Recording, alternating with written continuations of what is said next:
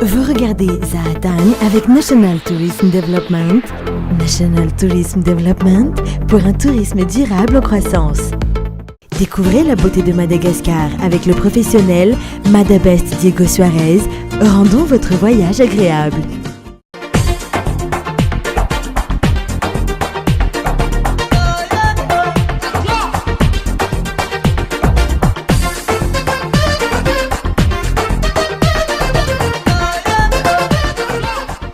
Miaraba antsika rehetra mpanaraka amin'ny fandarana Zahatany eto amin'ny televiziona malagasy.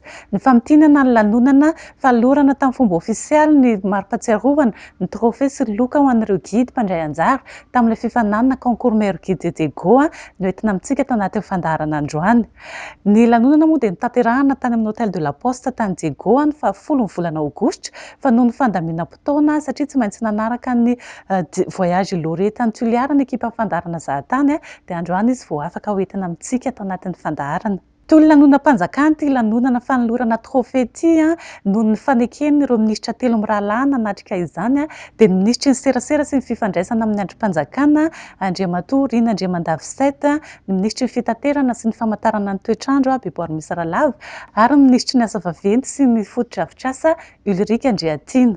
Sady fifanjoon-javatra moa no amin'ny maha secteur transversal ny sehatry ny fizahantany dia nanararoatra ny tondra sosikevitra entina hanatsarana ny sehatry ny fizahantany any amin'ny faritra avaratry Madagasikara iny ireo rehetra nandray anjara fitenenana tamin'ity lanonana ity ny solitena ireo opérateur touristique sy ireo guide any amin'ny faritra Antsiranana iny. Raha tarafina tamin'ny fifandraisana tao amin'ny tambajotra serasera ny Zahatany, ny YouTube sy ny Facebook dia mahery ny 2 alina sy 1 hetsy ireo voakasika teo amin'ny sehatry ny fizahantany tamin'ny alalan'ny fifananana concours meilleur guide de Diego Suarez iny. Mazava ho azy ankoatran'ireo izay nanaraka tamin'ny fahitalavitra teto amin'ny televiziona malagasy. Ankoatrantsika malagasy moa dia maro ihany koa vahiny nanaraka izay hoe fifananana concours meilleur guide de Diego izay. Tamin'ny alalan'ny commentaire tao amin'ny réseaux sociaux ny Zahatany ihany koa natsapana hoe maro amintsika malagasy kay mbola tsy mahafantatra an'ireny toerana kanto tokony hotsidiana eto Madagasikara iny. Nisy tamin'ny olona moa avy hatrany dia voasarika ka nanontany anay hoe ohatry ny ahoana ny fandehanana any, inona sy inona avy no tsara hoe nitsidihana raha any amin'ireny toerana izay nitondrana ireo mpandray anjara tamin'ny fifananana concours meilleur guide antsika tany amin'ny faritra Diego iny. No amafisin'ny mpanao gazety maromaro ihany koa moa izay fitenenana izay ka nahatonga azy ireo niteny hoe nitombo raindray ny fitaovana na ny fomba entina ampahafantarana na ampiroboroboana ny sehatry ny fizahantany eto Madagasikara tamin'ny alalan'ny fandarana Zahatany sy tamin'ny alalan'ny fifananana concours meilleur guide ohatr'ireny.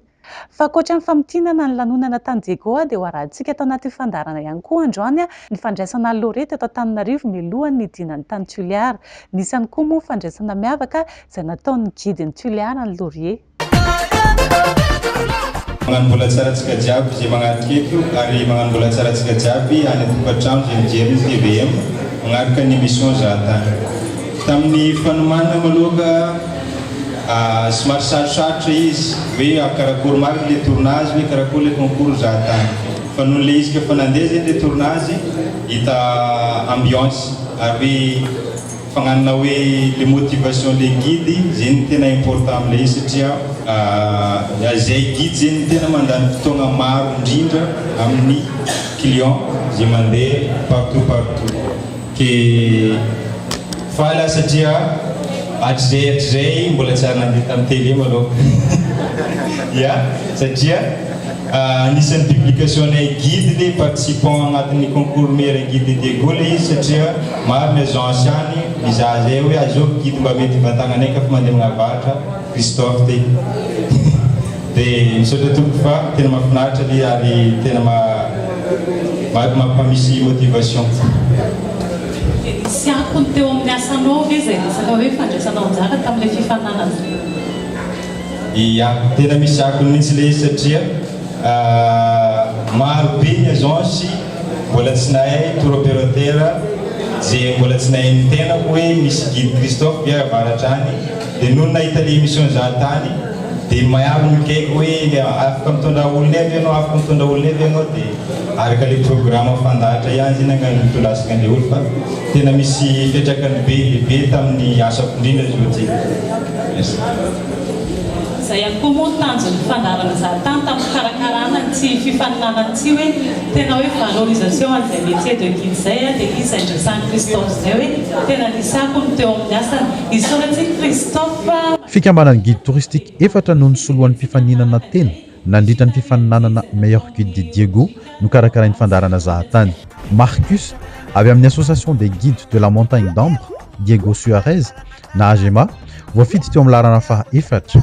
Christophe avy amin'ny fikambanany mpisera dimy teny italiana Diego Suarez na FIMIT voafidy teo amin'ny larana faha telo. Rodrigue avy amin'ny association des guides touristiques de Sambiranambanja na AGTS voafidy teo amin'ny larana faharoa ary Laurier avy amin'ny association des guides éco-touristiques de Mahamasina na AGEMA Ambilobe no voafidy voalohany tamin'ny fifaninanana.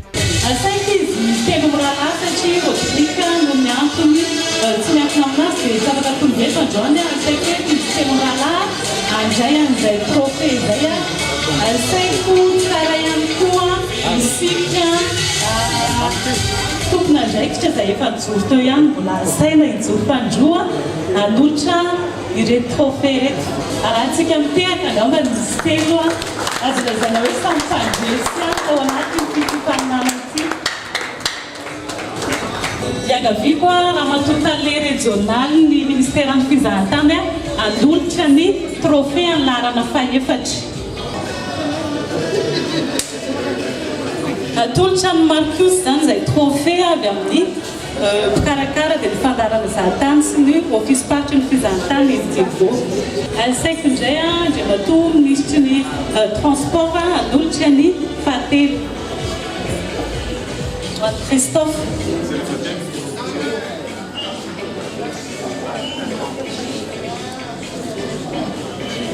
Asaiko ampanajana ny ministry serasera hanolotra ny faharoa saingy noho ny tsy faheto azy dia ny office party ny fizahantany no asaiko andray anazy.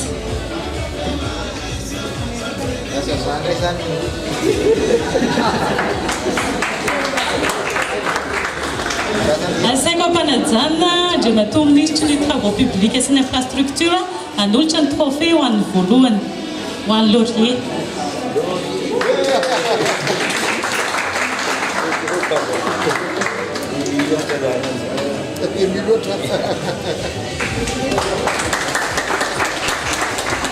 Nanampy ny trophée azon'ny mpifaninana tsirairay ny fanomezana avy amin'ny mpiara-miasa ny nanantotosa ny meilleur guide de Diego.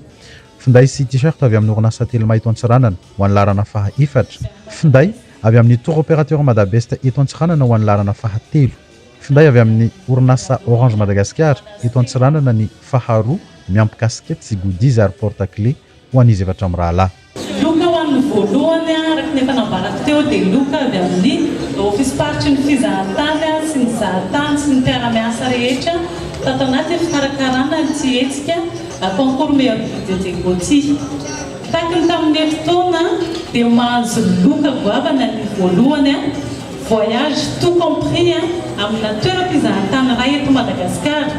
Laurier zany dia mahazo loka fitsangatsanganana feno ao anatin'izay billet d'avion fandraisana azy ao Antananarivo amin'ny hôtel lehibe anisan'izany ny Paon d'Or. Rehefa tonga ny Fianarantsoa dia mandray anazy ny hôtel Zomatel. Rehefa tonga ny Tuléar dia manao le circuit izay fijery touriste ao Tuléar izy petraka amin'ireo hôtel lehibe ao Tuléar. Ankoatran'izay ihany koa dia tsy mandeha fiara izy fa mandeha fiaramanidina Tête de Gros Tana aller retour. Atolotra ho an'ny Laurier zany izay loka rehetra.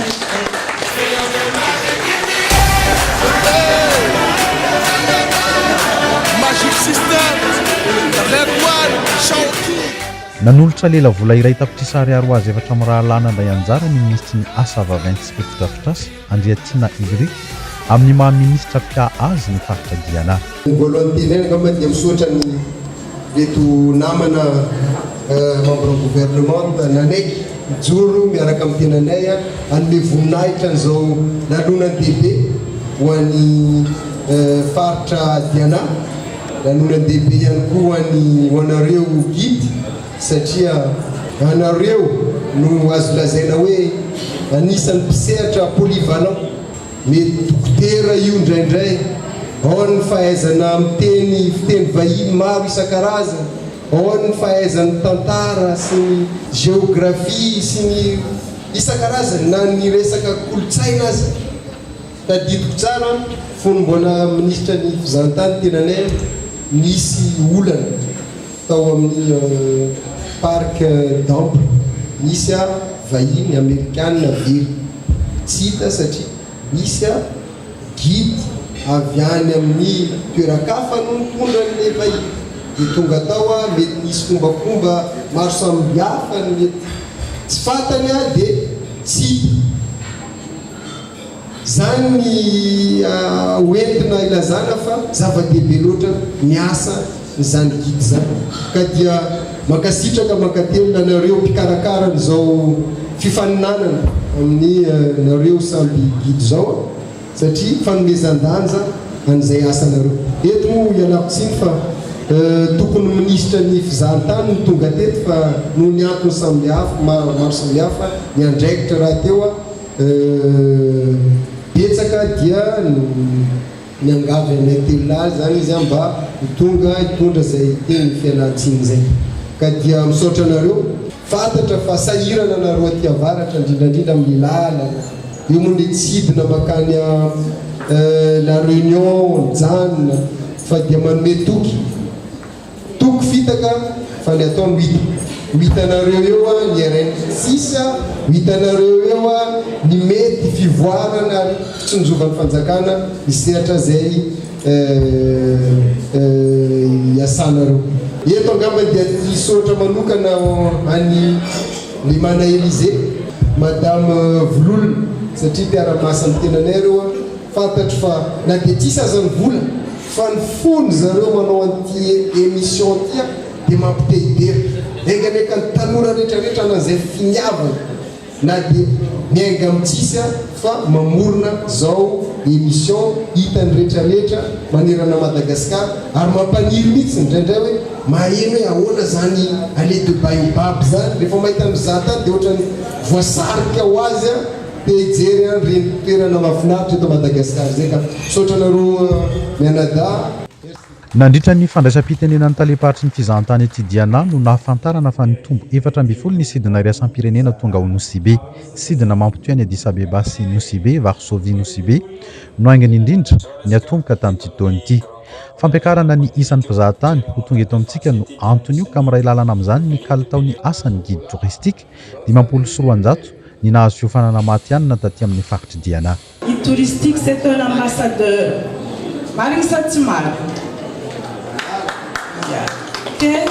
Natao zava-dehibe zegny ny fagnamezana ny formation professionnelle fankatsarana zay draiky efa nividy zay ka nanomboka tamin'ny taon-dasa dia eo amin'ny 500 zegny zay guide zay nahazo zay formation zay tamin'ny alalan'ny projet PIP 2 ka tamin'ny taona ty moa zegny ny ministère du tourisme dia nagnano ny fagnamezana ny agrément de guide professionnalisation zegny de guide touristique ny faritra Diana. Nampatsiahany tokony hanamboarana ny lalam-pirenena faha-enina hampitomboana na hamerenana ny sidina antsiranana la réunion antsiranana ary fampivelarana ny fampahafantarana ny Madagasikara amin'ny alalan'ny fandaharana amin'ny haino manjery izay rehetra nandray fitenenana tamin'ity lanonana ity nanararoatra ny fihaonana mivantana tamin'ireo ministra tokony andraikitra telo mirala niatrika teto. Raha tsisy serasera tsy fitafampahany amin'ny olona ny mahazava-dehibe zavatra iray ny fizahantany zany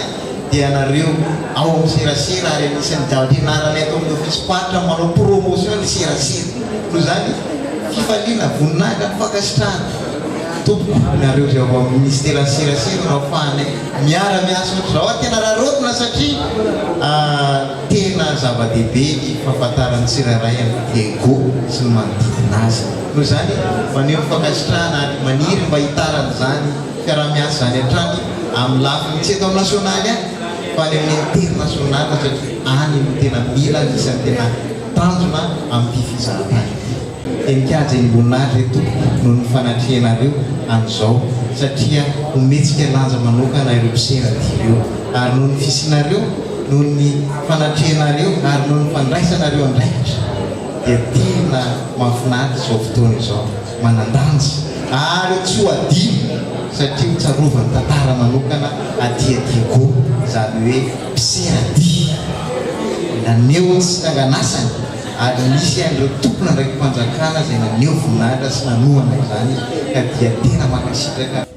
Ankoatr'ireo solo tena mpanjakana aty amin'ny faritry Diana dia natrika ity lanonana natao teto amin'ny efitrano malalaky ny Hôtel de la Poste Diego ity koa ireo mpiara-miasa sy mpanohana ny fizahantany eto amintsika mipandraharaha fianakaviana sy ray aman-dreniny ireo mpandray anjara mpanakanto nanafanany lanonana i Jas Black.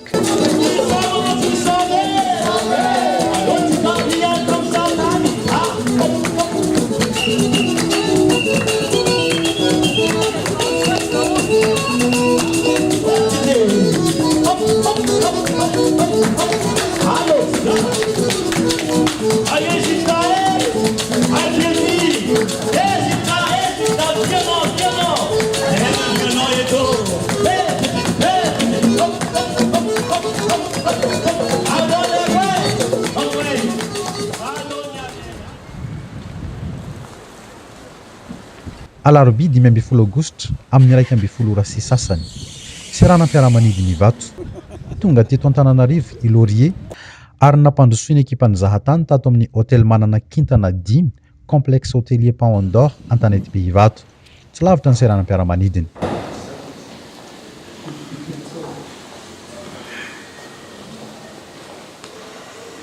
Hôtel Paon d'Or miraba tompoko. Ny faly mandray anao za eto amin'ny hôtel tonga soa eto aminay. Afaka mahazo karapanondra azafady. Ny fahadiminy volana May lasa teo no nanomboka nandray vahiny ny hôtel Honneur ato amin'ny Paon d'Or. Misy chambre 10 afaka mandray olona hatramin'ny 700 isa.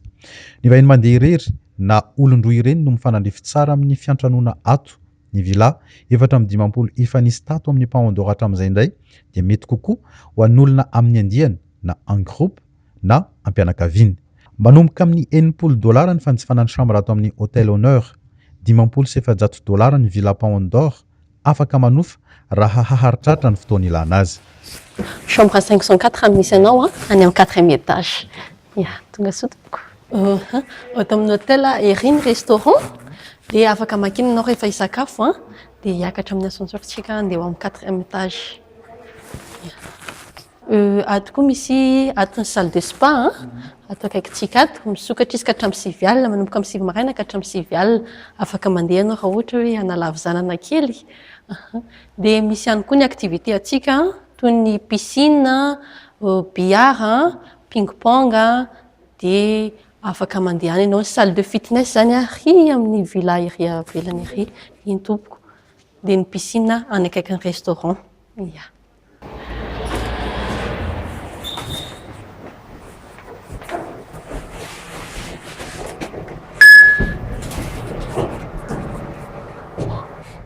Mianaka tsiny mianaka tsiny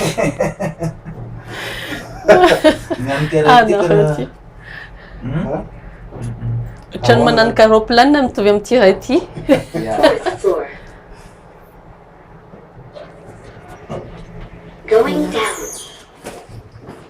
Mahafeniny fenitra sy milahatra amin'ny trano fandraisam-bahiny lehibe maneran-tany ireny ny Paon d'Or eto Antanety be Ivato. Manaraka ny fenitra tahaka izay avokoa ny fitaovana rehetra fampiasa ato anatiny ka raha izao ianao vao mahafantatra dia aza misalasala mampandroso mpizahatany ato amin'ny fotoana rehetra. Ato ny chambre ny ramose. Ya. Sotra tompoko.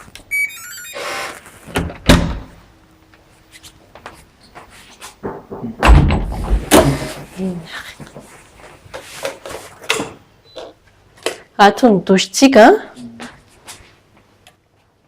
Misy ny rano mafana dia ny chambre misy ny clim misy ny télé misy ny wifi ihany koa. Tsisy code ny wifi fa tonga dia mandeha ho azy. Ya. Eny ary. Amin'ny raha séjour sambatra ho anao. Ya. Raha ohatra mbola misy zavatra ilaina na fanontaniana dia aza misalasala miantso ny afaka miantso ny réception anao amin'ny alalan'ny interphone manindry 8 dia 104 101 102. Sotra betsaka tompoko.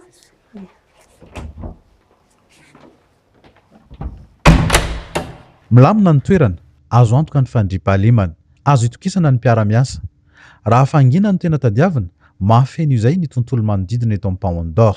Fa atsika ny faritra afovoan-tany no nanamarika ny Laurier rehefa nivoaka ny fiaramanidina. Soa ihany fa misy climatiseur sy chauffage ny efitrano rehetra van-tany eto amin'ny Hôtel Honneur ka manana safidy andefa ny mafampany Laurier. Fihetsem-po mbola mitohy foa nanomboka tamin'ny fahazahoana le loka mandraka androany. Ravoravo zegny fiagnan'izy ravoravo faly be ary andavanandro mitondra vazaha fo atao mi-accompagner izy dia mipetraka amin'ile trano ihany fa isaorana zana-tany sy ny mpanohana jiaby zay zao mba mipetraka amin'ny trano mitovy amin'ny vazaha. Mbola voalohany zao mahita fa ravoravo be fa milendalenda sa te hitany toy fahitako le trano moa mitovy amin'ny château dia ankoatran'izay koa miala vetsy zao zay andeha sakafo avy misakafo maro be koa ny activité mety atao ao ny piscine za aloha tsy anatiny androany satria azon'le atsika tsy any aho le rano mafana ny tadiaviko dia anatin'izay mety anao ping-pong dia maromaro ny activité mety anao spa koa rehefa avy eo. Tsy miova fa ato amin'ny toerana nahazatra ny mpanjifa hatramin'izay no misy ny efitrano fisakafoanana na restaurant eto amin'ny Paon d'Or afaka mandray mpisakafo hatramin'ny 20 isan'andro. Misy sakafo sinoa, Europeana ary malagasy. Buffet ny fanao ato rehefa alahady atoandro amin'ny vidiny 3 alina ariary.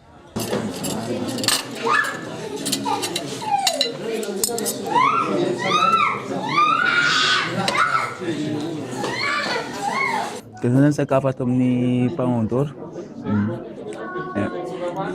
Ary safidy vary, dia légumes, dia trondro. Satria baka digouma tegna aty tsy maintsy mihinana laoko fa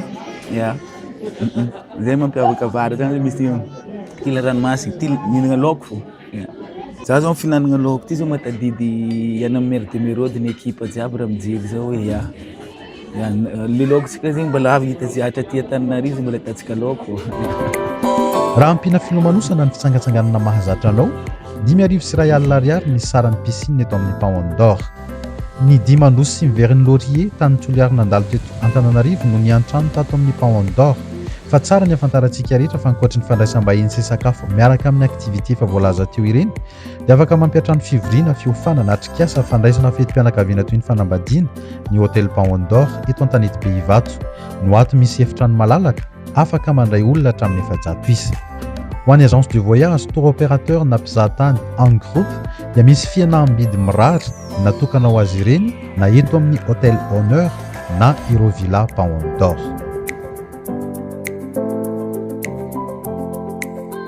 Ny fikambanan'ny guide tao Toliara koa dia nandrain'ny Laurier no sady nanolotra maro-pahatsiarovana.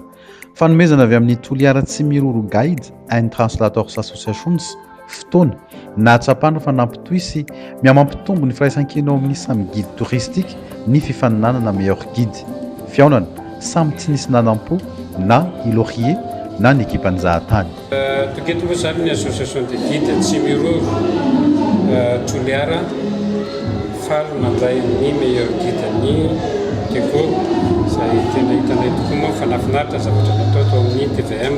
Tongeto zahay miarabanao nahazo ny hoe anara-boninahitra ma meilleur guide Teko zay dia mba miezaka koa zahay Toliara mba hanaradianao mba ho meilleur koa ho an'ny Madagasikara fa tsy ho an'ny Toliara raika avao ka tonga dia tozako lozy misy mahafahatsiarovana kely mba amenay anao zany ho amifandalovanao eto Toliara zao izy ty tsy hoe zavatra sarobidy fa maro fahatsiarovana zay moa izy.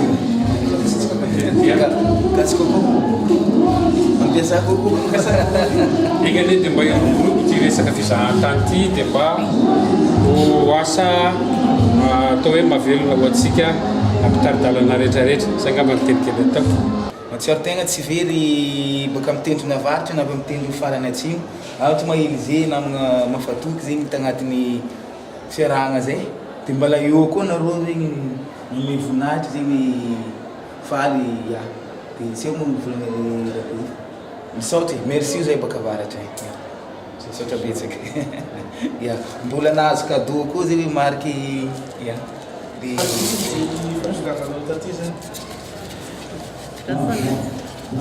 Ai, sorti tsara mosatra.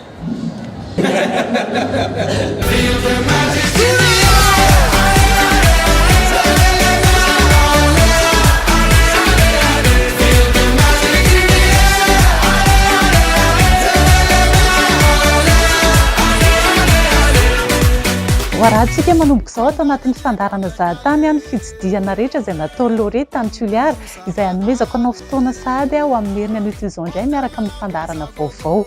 Isaoranareo mpiara-miasa rehetra nanampy anay tamin'ny fanatontosana ny fifaninanana iny ary mbola isaorana ihany koa ireo izay miaraka aminay sy izay mbola hiaraka aminay atao anaty fandarana zahatany manampy anay amin'ny fampandehanana ity fandarana ity.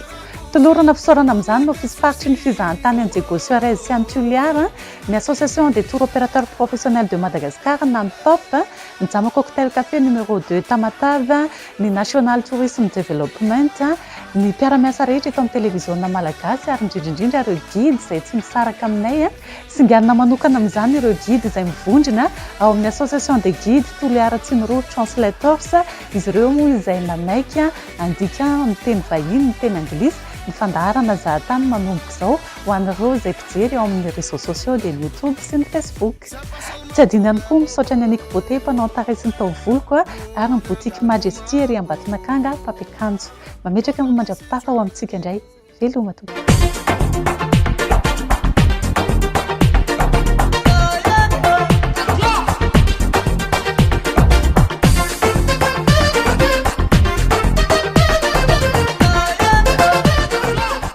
Vous avez regardé Zaatan avec National Tourism Development.